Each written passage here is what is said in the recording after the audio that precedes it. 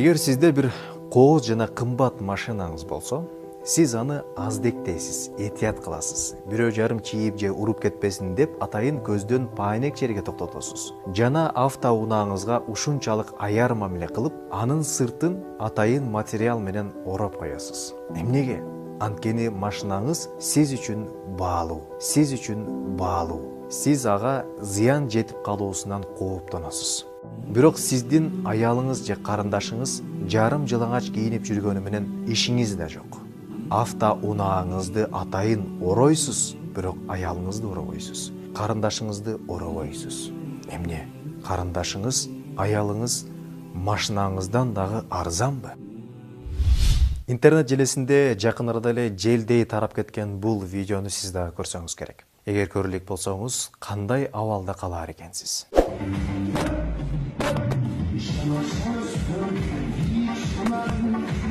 Албетте, бул кадрдагы адамдардын эки түгөй, эки жубай экендиги жөнөкөй адамга деле түшүнүктүү болсо керек. Менимче бул эркек өз аялын бийлеп жаткандыгынан улам кызганып же намыстанып кетти окшойт. Бирок ушул эле абал тууралуу бир аз акыл жүгүрө турган болсок, ал аялдын сахнага чыгып бийлешине ким мүмкүнчүлүк түзүп берди? Ким аны жарым жалаңач кийгизип, улуулар менен бийлешине ким шарт түзүп берди? Ким ошол тойго ошол аялды алып келди? Албетте анын күйөөсү. Кызганууну туура эмес түшүнгөндүктөн дагы аялдарды жарым жалаңач кылып кийинтип, аны кукладай кылып кийинтип, айтор мына ушундай абалды жаратып коюп, анысы башка бирөө менен бийлеп койсо, барып теип кызгангандагы шумдукту кантип түшүнсө болот.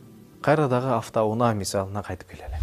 Автоунааңызга өзүнүн көтөрө турган нормасынан, өлчөмүнөн көп оор жүктү жүктөбөйсүз. Эмнеге? Анткени автоунааңыз бузулуп калуусунан, талкаланып калуусунан кооптоносуз. Оор жүк сиздин машинаңыздын табиятына терс таасир берет.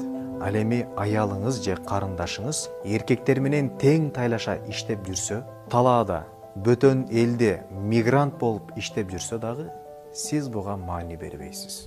Аял эркектин намысы.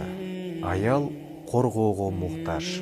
Аял жетеленүүгө муктаж зат. Анын табияты эркектин табиятынан өзгөчө. Эркектин табиятынан айырмаланып турат. Ошондуктан аялдын табиятына ылайык мамиле жасоону бардык эркектерге насаат кылат элем.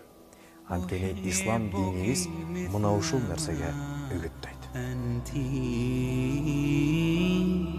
أحبك كيفما كنت